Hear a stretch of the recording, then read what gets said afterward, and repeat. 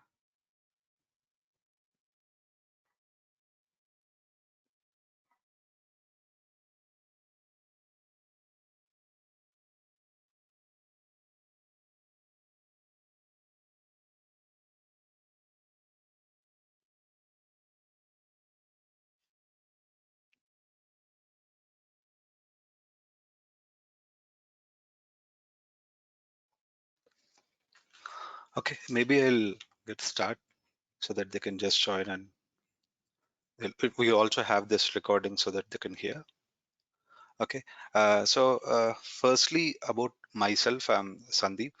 I've been working in the IT organizations, like I have an experience of 12 plus years of experience. I started my career as a normal systems engineer and a systems administrator in one of the MNC, and slowly I myself has transitioned into the DevOps engineer. So from there, currently I'm working as a like the manager for the DevOps team and the cloud operations team. So I have the expertise of all the DevOps technologies or all the clouds. Like I started with the IBM cloud, and now I moved into GCP and later AWS. So now I use both GCP cloud and AWS cloud in my regular operations in my current organization. So I was part of many projects where we have migrated normal on like on-premise setup to the AWS and all that. So today I'll give you like a kind of introduction of what is DevOps and how do we, and also the AWS cloud, and how do we club both of these things. Why do you need to learn AWS cloud and all the technologies related to the DevOps? And I've been giving the training since last 5 years. Like I have been like that from the career IT. I've been giving the trainings on the DevOps, and I trained many people on the DevOps. And we also help in it. It's not only just giving a kind of training. So I'll give you a real-time scenarios, like what exactly we do in an organization. Since I'm already a part of organization and I'm working there, so I can give you how exactly the things goes inside the organization, how the DevOps process will be inculcated into a particular project, and how do we take up the projects, and how do we do the automation and all that, why the DevOps is required. All these things I can provide you the insights more in a kind of real time. And I also like generally I also take interviews, and like I have taken many interviews and I have taken a lot of people into the organizations currently I'm working. So I know how the interviews are done for the DevOps. I can literally look into a resume and I can tell whether it is whether he's really got that experience, or it is something he's just managing, or like how do you make the resume better to reflect your DevOps knowledge, and how you can make a project which in your current company that you're working into a kind of DevOps one, and how can you learn the insights. All these things also I'll be teaching you. So, and it would be like it's not a like just a classroom training or something. It's a kind of real time where I'll create along with you, and I'll give you certain tasks which makes connecting all the technologies that you learned on your day-to basis. So this is how the training goes. So for it will be around 30 to 45 days. Again, depends upon how many topics that we are covering here. So, firstly, I'll go through basics of like what is DevOps, and the basic introduction of DevOps, and later I'll come to AWS services and how it is like what all the services we have in the AWS, why we need to move to the cloud, and all these things. So you're like feel free to just interrupt me at any time. I'll be going on the free flow. So I'll be switching between the things, and if you're not able to connect them, you can just stop and ask me. Or if you have already dealt with certain things, or in your current workplace if you have any doubts or how can you connect these things to your profile or resume, you can just stop me and we can have a discussion and we can just go forward. So this is how it will be. uh, so that is intro about me. I have a good experience on all these technologies, and I'm currently working as a like manager for a team which where we do SRE and cloud operations, and we manage many I work for a product based company, so we manage many projects, and we do the end-to-end automation in deploying and moving it to the production. So that's all about me. This is a basic roadmap of the DevOps, how it will be, and what all the different technologies that involved. I'll later come to this part. I'll show you like what you're going to learn in this complete course. So firstly, I'll go to the slides that I have for the basic introduction of the DevOps, and I'll tell what is DevOps exactly, what we do, so that you can later we'll go to the cloud again. So do you have any doubts here, or is it fine? We can just start.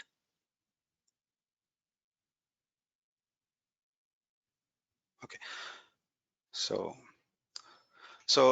this is the definition what you get in a normal internet, like what is a DevOps. So they'll tell it's a combination. It's not a particular technology or a particular a tool or anything. So it's a combination of a cultural philosophies, practices, and tools that would increase the organizational ability to deliver the applications. So it's a kind of way all the teams will come together and interact among themselves and make a better communication so that they can deliver the applications in a faster way, and they can catch the bugs or fixes very quickly, and they can pace the deliverables very fastly. So in a normal traditional software approach, it will be very delayed, and we can't go along with the time frame. So DevOps is something which will put all the practices and certain tools which should increase the complete deliverable applications and all this. So this is how it will be there. So normally what I can say is in your maybe in your workplaces, you see that there are the teams that are divided, like there would be a developers team, there could be a QA team, there could be operations, IT admins, or someone who is working in the production support. You have these kind of different teams which are segregated in a normal organization. So developers are someone who would be developing an application, who would be writing the software code in any programming language, and they would be pushing their code to a code repository or somewhere, and they collaborate between the teams. Like there are many developers who does the same kind of thing. And in a company there are someone called operators, so who generally take all these things. Like for example, if I divide people into two kind of categories in an organization, there would be a developers, as I told you, they write their code and they test their application, and they push their code to a code repository, like because a lot of people needs to work together, someone will again pull that code and write some code. So this is what typically we see. Now there are operators who would be taking this code from the code repository. They create some kind of like they'll take and they'll deploy it into the server where normally a like users will be using, like the normal people who is the main users who want to use an application.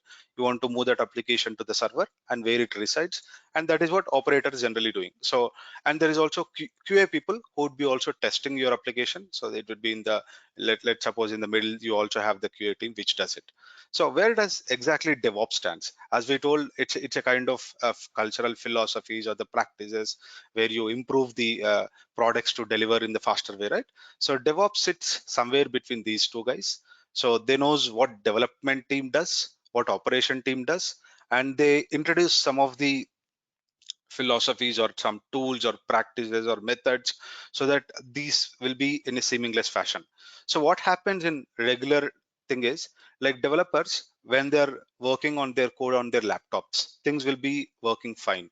Like they'll be taking, let's suppose you take a Java application. So what they do, they write the code for the Java, and they have the JVMs and the Tomcat, everything is already installed on their development machine, and they'll say that code is working fine, you can take this code and deploy into the production, like what operators generally do. So operators on the end will just take the code. Let's suppose it's a JVM files or var files or .exe files, any executable that you can put onto the server and where you can run. They will take that and they'll just install that in the main production server so that the users can use it. But the problem comes here. Like the things that are were working properly in the development mission won't work properly here, because the software stack that is running on the server could be the bit old one, because it should be very stable, and you have introduced some of more security features which is stopping certain kind of libraries. All these problems comes up when the things goes into the operations. So this is a very regular kind of headache. Then they'll tell developers that this is not working. Then the developer is will be saying that this is working in my mission, but it's not working in the production, so it's not my jobs. So these kind of problems will be there between the development teams and operation teams.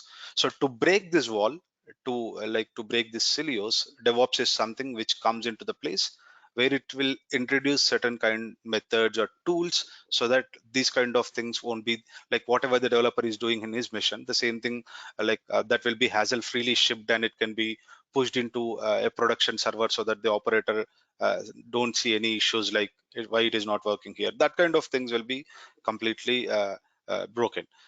So this is how it will be there. So the developers who will be writing their programming language, building the software, and they use a code repo to push their code. And the very popular code repo is a Git. So where they just use GitHub, GitLabs, where they can put their code. And what a DevOps engineer should be knowing, like if you are placed as a DevOps engineer in this, or in the between, I told you there is a DevOps role, right? This guy should be knowing how the developers work, like what is a code that generally they write, and what is a Git workflow. Like for example, what are the branching strategies that they do, whether they maintain some release branch, master branch, that kind of thing, and how the applications is configured, like what databases you have, what all the components that you have on your application, how they talk to each other. All these things as a DevOps engineer should be knowing. And also the automated testing, what the developers are doing. So in order to do any of the automation, like to make this workflow, as I told you, once the developer writes the code, it should be hassle free, it should be deployed onto the production, right? So you need to understand these kind of basics. It doesn't mean that you need to know Java, what the programmer is doing, or if the programmer is writing in the C sharp or C, it doesn't mean that you need to know these languages. It only requires you understand what's going on in the application. And once it is done, generally it is deployed onto any servers, like it could be on premise or it could be a cloud server. So a software is bundled in this way. Let's suppose you want to install a Amazon app in your mobile. If it is an Apple or Android, you generally go to the Play Store and you'll click on install. So in the background there will be an .apk package. So it's an like generally Android based mobile phones will take an .apk, and it will just install, and you get an app where you can just use it. In the same way, if you want to install a Firefox on your laptop, so what you do, you generally just go to if you already have a default browser as Edge or something, you go and you fetch the Firefox executable, that is .exe file. So you just take firefox.exe, uh, and you just install this. But there would be a team in the like general Firefox company who would be building this one, right? They need to write the code, and final, this is a final output what you see. Like what you generally download is a like firefox.exe is a final output that you see. So all these things generally they should be done in a kind of there will be an automated way where developers write the code for that, and QA people will test, and finally that is output that you get, which you download and just use it. And if it is something like amazon.com, a website, so you need to deploy it into a kind of server. So it could be sitting on the cloud or Azure or GCP, whatever the cloud it is, you need to deploy it. So we'll come to this. So as a DevOps engineer, generally you need to have the knowledge, like a very basics of Linux, a server management, how does the server works, like what is a client and server model, the very basic things, and some shell scripts, and about servers like web server, how does it work, or a Tomcat server, how does it work. These basics you need to know. And once you come about creating some infrastructure in the cloud, for example, you have a code, you need to deploy onto a server, right? You need to put into a particular server so that the end users can access it.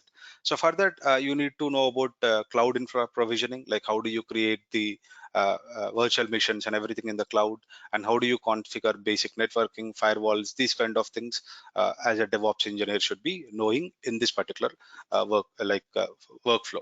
So generally developers will be developing like all these things in a kind of software development model, like every company follows this one.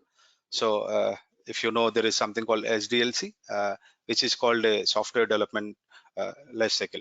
So you have very famously, you have two kind of development models here. One is a waterfall. So this is how it looks like. uh, get a better, okay, this is how it looks like. Yeah, any doubt? Okay, sorry.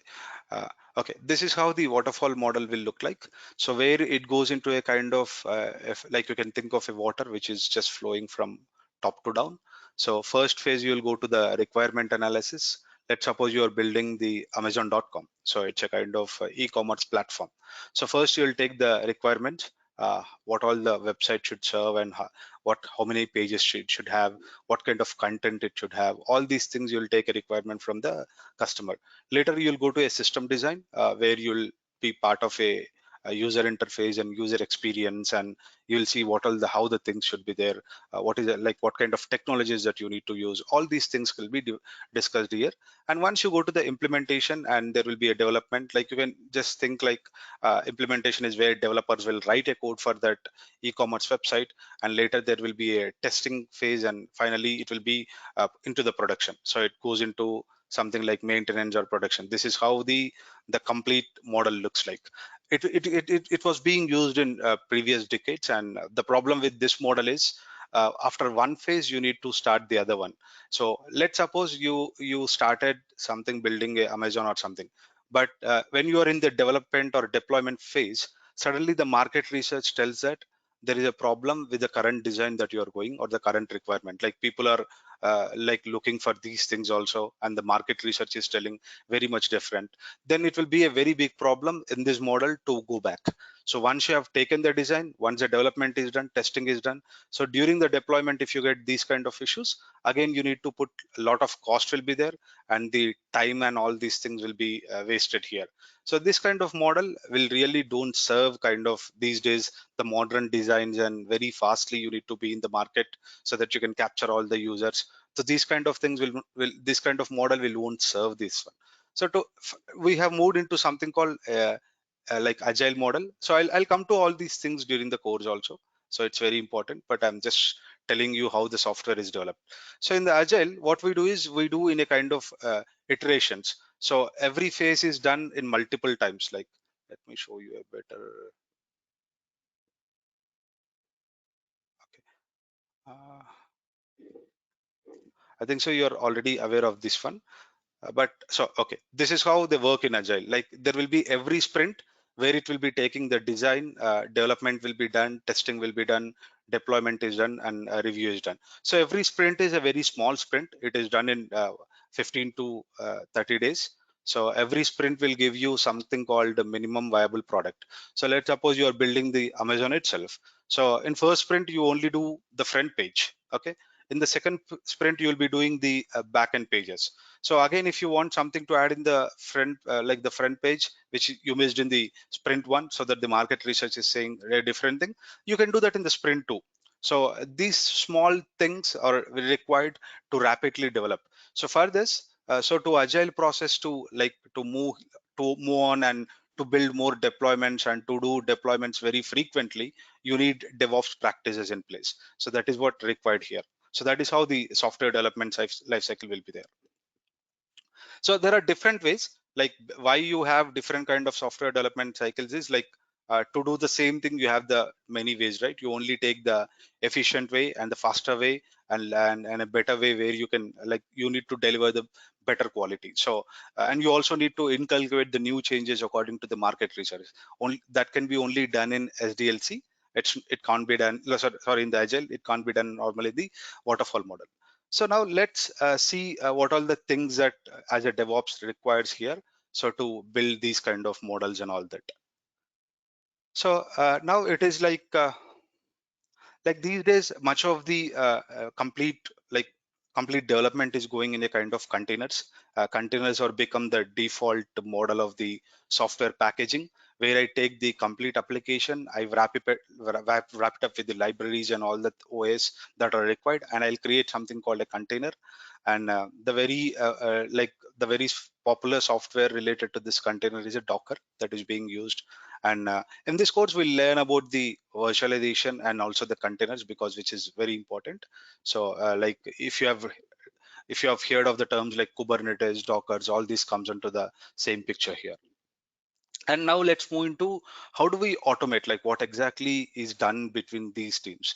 So the development teams, they will package the code. As I told you, it could be a any kind of var file or exe or something, which will be handed over to the operations, which will they'll deploy into servers, I told you, right? So this we call it as a release. So for releasing this application, generally you need a DevOps here.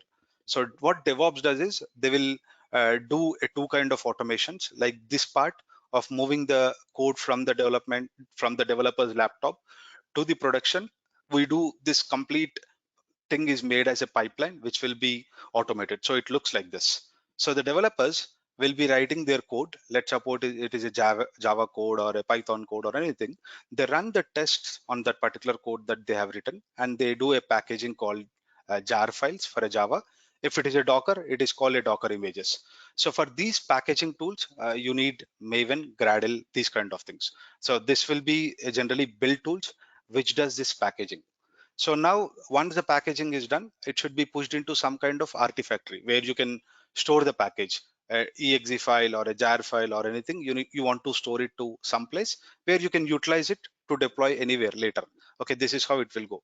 So for building the Docker, you will have the Docker images, as I told you. And once this is done, it will be pushed into the servers. So this complete pipeline is being automated by the DevOps guys. So if you're a DevOps engineer, you will be using some kind of tool called Jenkins, where you will automate this complete pipeline, where you will write some kind of pipeline, where you will give the method, how does you package this, and it will be taken care by the help of the development. It is not only you guy should be writing, you will be in charge of building this pipeline, like installing the Jenkins and writing a build pipeline, and so that these guys can utilize them and use it. So all these things generally DevOps guys will be doing, and the software that does is called Jenkins. So which will be doing this continuous integration part, where once the code is written by a developer, it once it is pushed to the code repository, you have a Jenkins. Jenkins, you can think of a robot kind of thing, a server which will take your code, which will run the tests against that, and which will create a kind of packaging, and later it can deploy it into anywhere. Like for example, developer wants to deploy into developer stack, QA guy wants to deploy into the QA stack, or you want to deploy into a kind of staging environment which looks exactly like the production, so that you can get the bugs and all those things in an earlier stage itself. You can do that one also. So that is how this complete software lifecycle, the development will be done. We call these terms as continuous integration, continuous development, deployment. So in this course, I'll show you a kind of tool like Jenkins or Jenkins itself.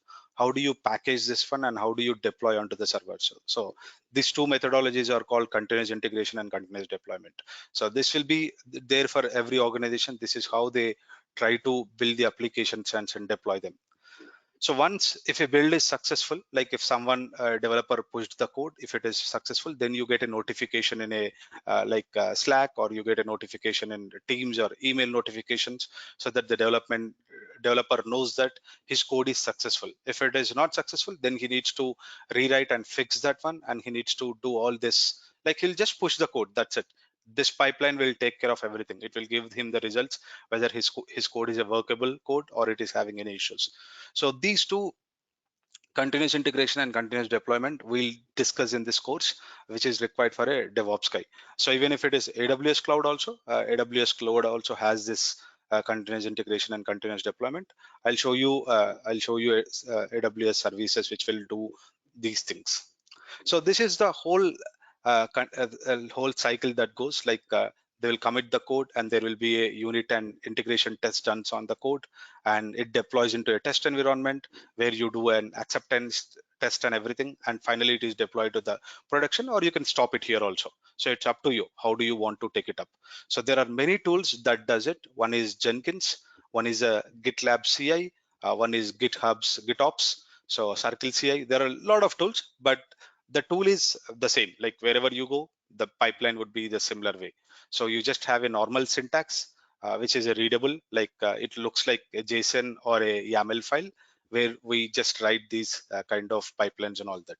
So this particular role, whoever is doing this one, he's called release, and he's called build and release engineer. It's a part of DevOps role itself. So many people will be just doing only this role. They won't even come to the cloud in the DevOps side. So or some people who, like, I do both the things. I do manage the CI/CD part, and I also do the cloud part. So it's how that is there in the companies. So finally, the CI/CD is nothing but these are the two methodologies, that is the continuous integration and continuous delivery. Every time you write the code and you run this iteration of building it and testing it, and once it is done, you do like release and deploy, and finally it goes to the operator. So you need to configure the complete CI/CD pipeline for everything to be automated from the developer to the production deployment. If you want to do, you can do this CI/CD, we call it as.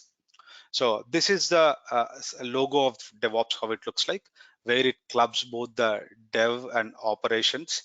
So you put this CI/CD into the place. This is one of the methodology using which, when you have this Jenkins or a GitLab CI tool, all these things are taken care. You need not do anything in particular.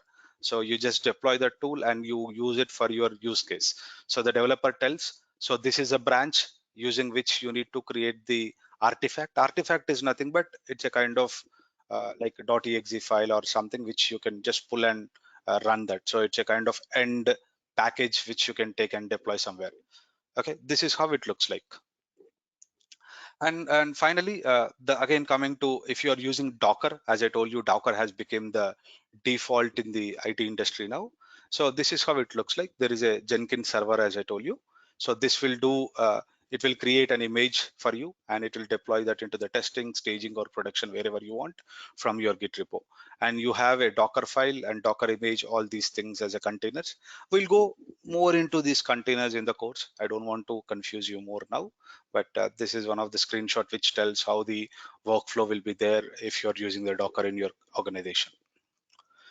So now let's come to infrastructure itself. So now you have a CI/CD, that's good. Now you have a software development lifecycle as agile process, where developers are writing the code and making the iterations, and you have a sprints where your code is looked like every 15 days. You again go to market research and take a requirements, and based on that you're building. So everything is fine at this level. Theoretically, agile is good, and you can use Jira or any project management tool in building the agile.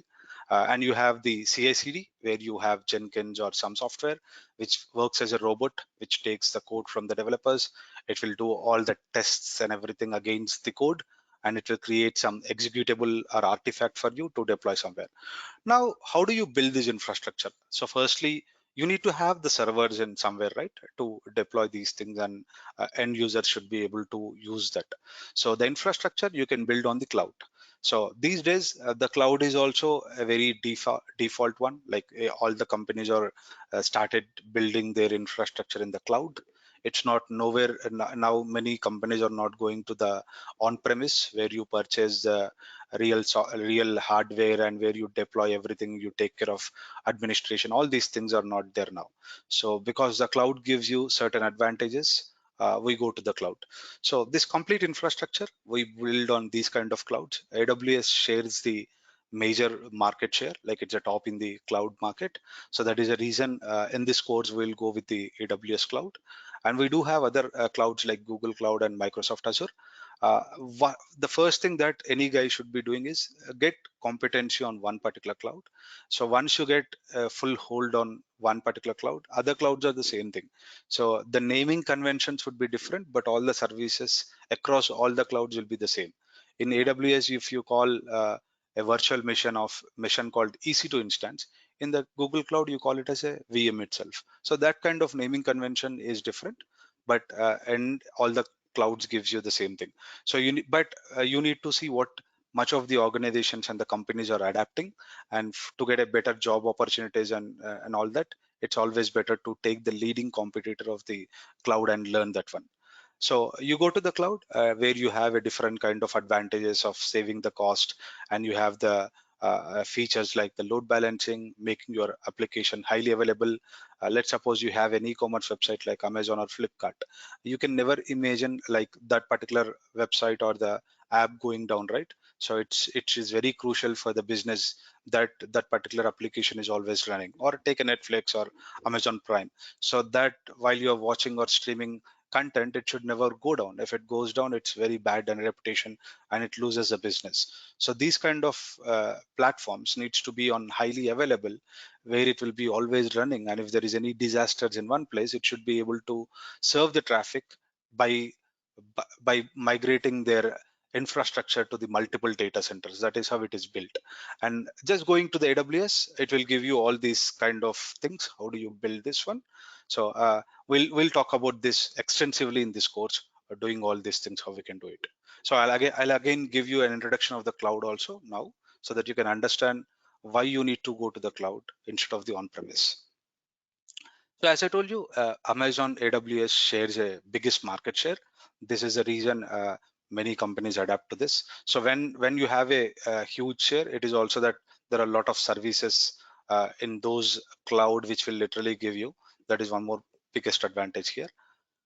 So and finally, what you learn in the DevOps is also the container orchestrations. Now, once you have got all the Docker, like if your development is done with the Docker containers, Docker images, then you need to do something called orchestration, where you have all your application built in a kind of microservices. So previously, you have a big monolithic application where you have a front end, back end, database, everything talking to each other, and everything is tightly coupled. Okay, now these days what people are doing is they're dividing that coupling, like they're taking out and they're making every service as a small microservice, and every microservice runs as its own isolated container. So for that, you need to have a container orchestration. That is, a Kubernetes is a leading one. In our codes, we'll deal with something called elastic container service in the AWS, and elastic Kubernetes service in the AWS. So these are the container services in the AWS cloud. These are the two things that we deal. So, and we also need the monitoring. Like if something goes down somewhere, you need to be alerted that your server went down, and that is not able to serve the traffic. So for all these things, you have the monitoring software and monitoring infrastructure. So in the AWS, you have something called CloudWatch. That is a particular service which will give you the metrics of the monitoring. We'll go through all these kind of monitoring services in the cloud also in this course. And finally, coming to infrastructure as a code, like for example, you want to develop the similar copies of multiple stacks. Let's suppose development guys are using this stack. The similar stack should be testing, and the production should be similar, so that everywhere you can run your code very much easily when you have a similar stack. So to build this one, generally we don't do this manually. We use some kind of code to provision this software. So one thing that we come from the AWS is we call it as a cloud formation. So where you tell I need two VMs, one database, one load balancer, all these things you write in a kind of YAML file. And once you have that, you can execute that to create any number of replicas. And one you can tell developers can use it, one QA guys can use it, one could be the production, one could be a staging. So if you do this manually, it's a time consuming and very much error prone. So we do that in a base of writing the code for these things. So this one, like we have a very famous tool called Terraform for this one, or you can use the cloud formation itself. Like we are dealing with the AWS in this course. So I'll teach you, maybe I'll teach you the Terraform instead of the cloud formation, because that is what many companies are asking now. Terraform is a kind of a tool which is very widely popular now. And you write only a small JSON or YAML file kind of syntax. It is not that you require a programming language to learn these kind of tools. This will be very simple. And you also have the configuration management tools which are required to like once you create a virtual machine, this particular configuration management tool will completely deploy your application. Let's suppose if it is a Tomcat, then this Ansible will get the Tomcat on the virtual machine, and it also pulls your code, and which will make the virtual machine ready to be used. So we combine all these things in the DevOps to do that. So again, going to the AWS, we do have tools in AWS like Opworks, so which we discussed that. So it's all again the same kind of tools, like which makes all this possible. So now coming finally to this one, like I don't want to go, like these are the very same things. So while you're learning the DevOps, you need to pick up one tool in all these categories. So for example, the cloud would be AWS. That is what I'm going to teach extensively in this course. And the CI/CD could be Jenkins or AWS based tools. Like in the AWS, you have something called code commit, code build, code pipeline. So which is very similar to the Jenkins. So the advantage of DevOps is if you're proficient in one tool, all the other tools are the same thing, like only the syntax get different, all the things will be the same. And coming to the scripting, like we'll just go with the basic shell scripting, because which are required for the AWS. I want to curtail this course to suit your needs. I also like it's better you come up with the, like if you're already working somewhere and if you have a knowledge on certain things, we can make that it will be useful based on your needs also, this particular course. And as I told you, the containers, I'll teach you the ECS and EKS, and the infrastructure as a code is like Terraform, I'll just go, and version control will be the Git. So all these things you'll be learning in this course, along with the basic network and security that is required in the AWS. And we'll go extensively with the AWS cloud. We'll look into different services in the AWS, and we'll get into like all the services which are required. For example, network-based services, compute-based services, services required for the CI/CD, services required for the containers, services required for the monitoring. All these things we'll discuss widely. That's how this course will be going. So, any doubts here? Like, do you have anything that firstly you want to talk about? So that I just want to move to the cloud also. I'll just give you an introduction about the AWS cloud. But I want to pause here so that we can just have a discussion if you have any doubts.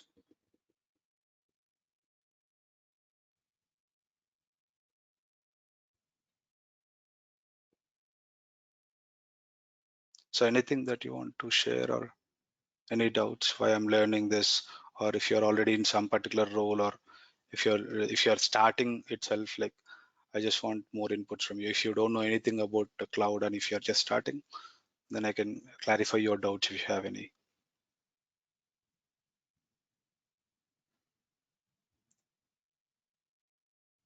Are we good, or are you able to understand what I'm saying?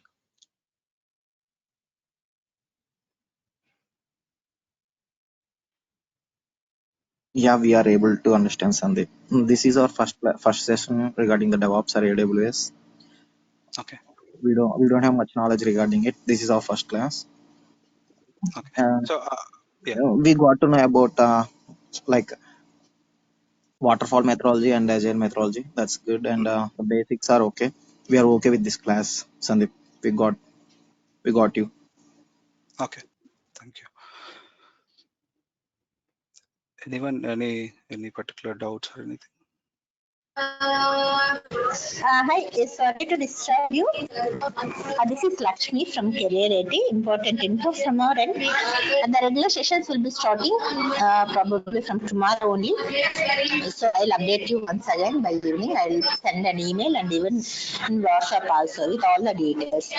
And the timings would be the same timings from 7:30 to 8:30. Thank you. Thank you, Lakshmi.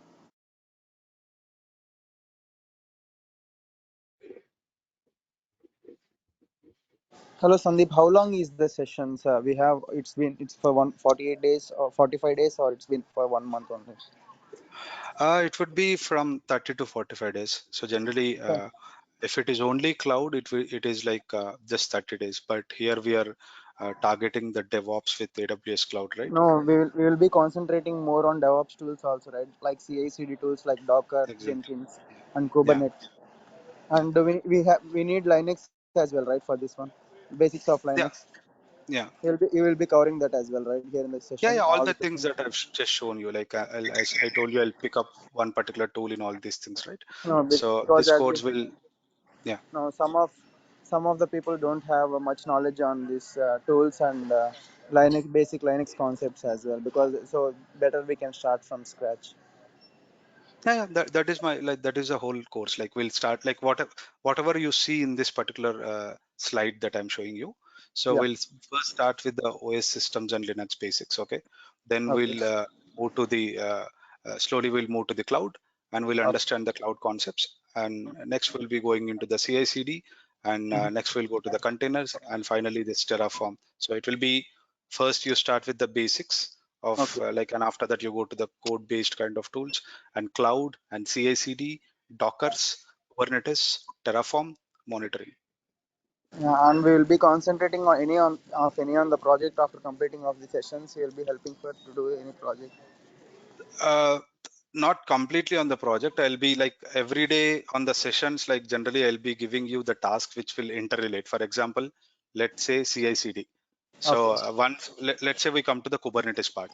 So what Okay. I'll give you a task is which will integrate the CI/CD, Kubernetes, AWS cloud, so that you will combine all these things, and the task itself are a kind of projects for you. Okay, got you.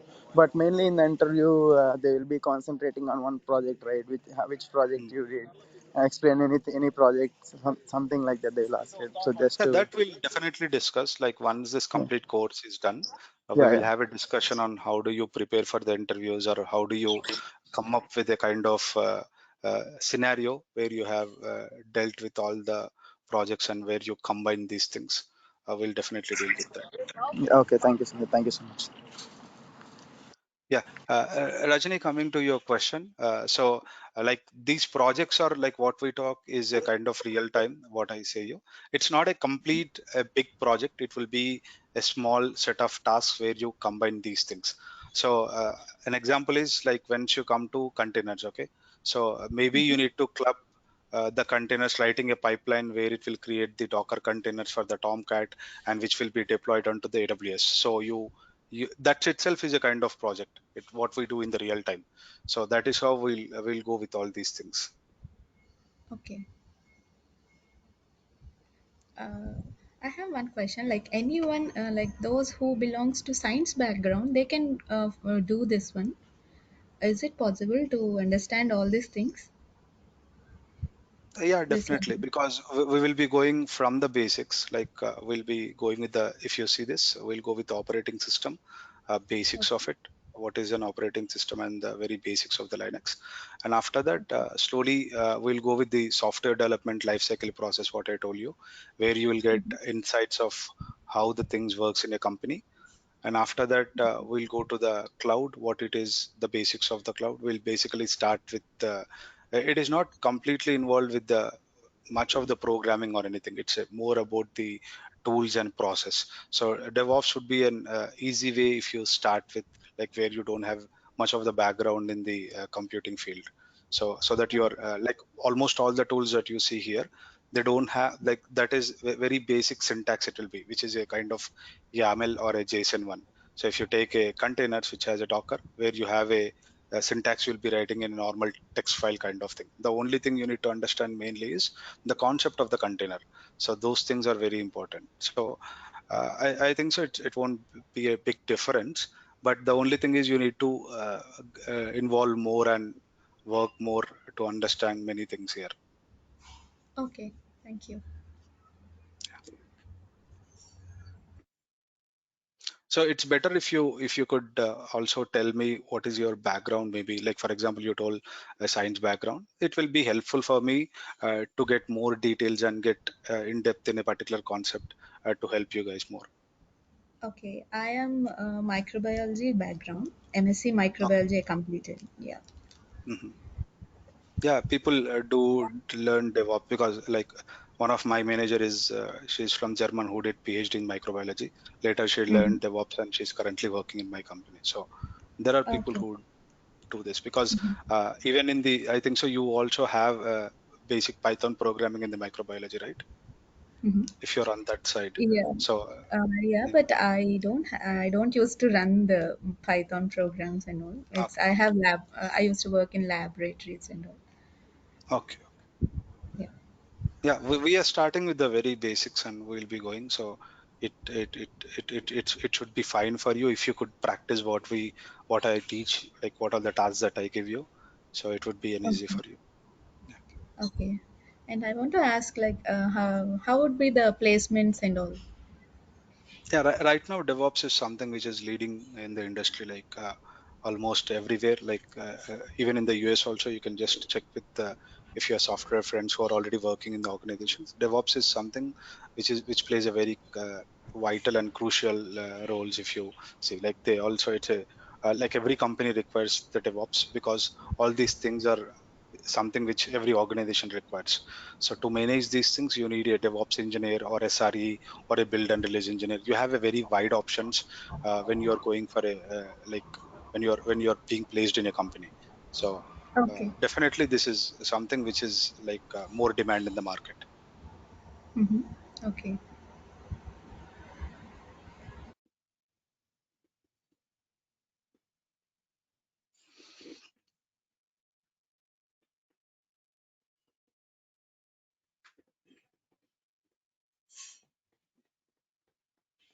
Okay, any other questions?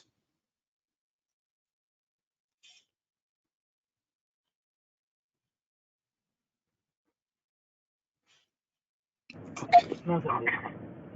yeah, thanks. So I do have another thing like introduction of the cloud and why the cloud it should be used. So where I'll go through like maybe this time doesn't permit. We already crossed 45 minutes, but I want to show you a kind of application. If it is built normally like a Facebook kind of application, if it is built without cloud, how it looks like, and after that with cloud, what all the components you'll be changing and all this. But better I'll take it up later while starting to discuss the cloud, or I'll see tomorrow if we can start with this introduction of the cloud, and we can start with the regular course from Wednesday or Thursday, because we don't have much time. I don't want to go into this particular section. I just want to stop it here. So if you don't have any doubts, then we can stop the session today. So it will I be in the actually, same timings every day. yeah, I actually have a question. This class will be going on the weekends or weekdays? Only weekdays it will be. Weekends why Only not? weekdays. Yeah, And we have first Fridays, right? Monday to Friday? yeah. Okay, thank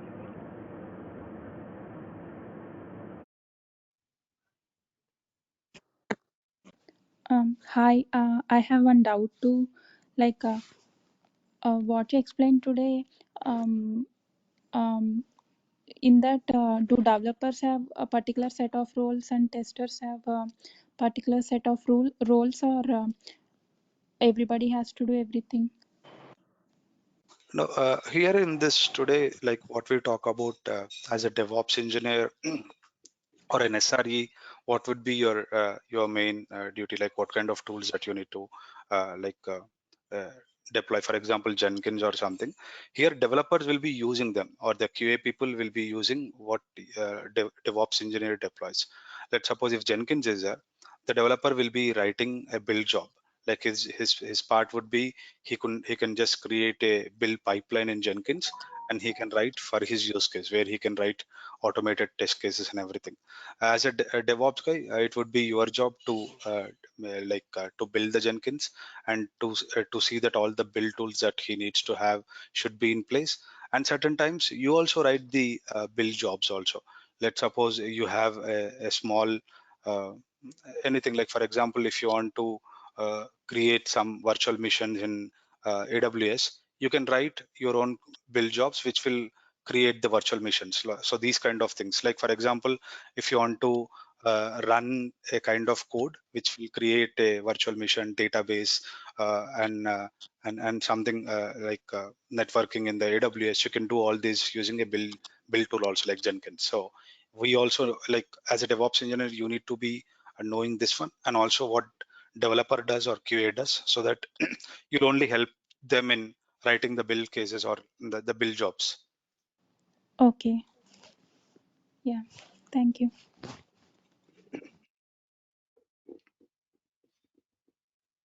Do we need to have coding experience for building this code? No, much of these things are done in a kind of YAML or JSON. Like if you take Jenkins, it is a kind of declarative language, which looks like YAML or JSON.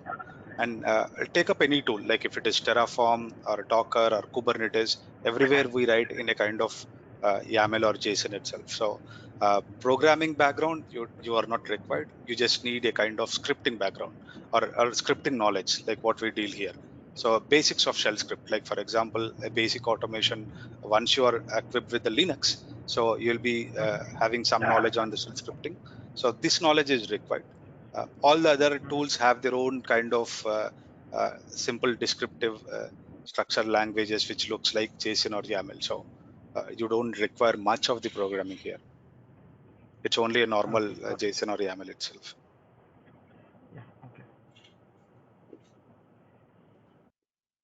So my main intention that you need to understand is this slide. So which will give you one tool in every category. This is what the DevOps course mainly requires. So the scripting, as I told you, shell scripting is something we'll be doing, and the OS will be the Linux. And CI/CD, we do have these in AWS. Like AWS has a complete stack of CI/CD, code build, code commit, code pipeline, and all that. So we can deal with Jenkins or that one. So it depends upon like it's up to you. If you want like majority of people, if you want only Jenkins instead of code build or code pipeline, I'll deal with Jenkins. So like, but market muchly uses Jenkins, not code build or code pipeline. So many companies use as a Jenkins as a default. So like that is the reason I picked up all the famous tools here. So which will be covering. So it would definitely take 30 to 45 days to complete all these things. So it is 45 days, not even 30, because you require the containers and all that. So if you are completely new to the IT, then it requires 45 days completely.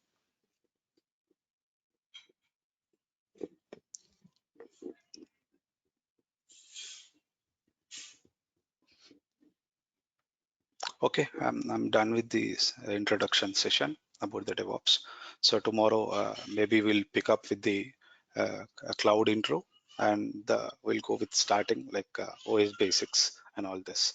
So one more thing, what you need to do is whatever things that I'm trying to do, like for example, if I'm trying to install the operating system in my local machine, or if we first deal with the AWS, I thought to first start with the AWS.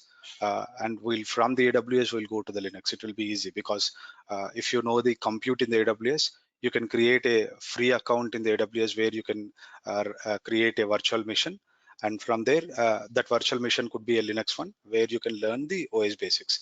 Instead of doing on your machine, it's better to do on the cloud. So my idea is to first start with the cloud providers AWS, and from the AWS we'll move to the OS system and basics, and then we'll go to the networking, then we'll go to the scripting, then we'll come to CI/CD part, container orchestration. This is how the roadmap will be there. And you can also look into this one, like first link that I shared you, like DevOps roadmap.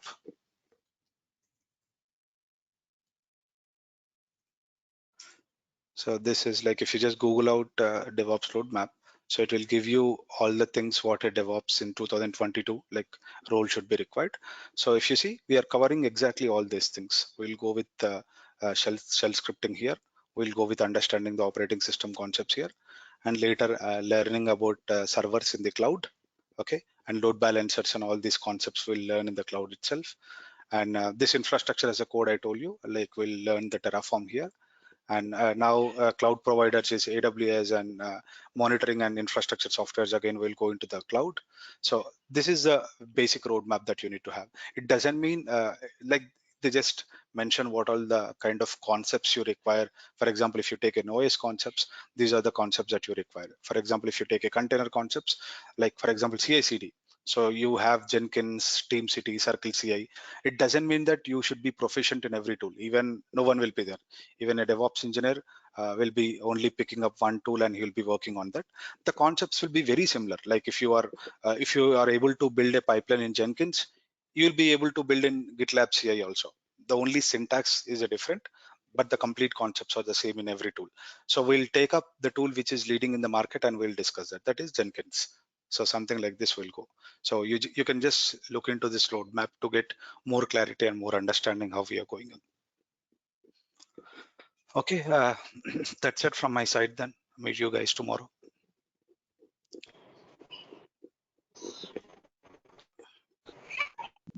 you, Sandeep. Thanks, everyone. Thank you, sir. Bye. Thanks for giving the time. Have a good night. Bye. Thank you, Sandeep. Thank you, Sandeep.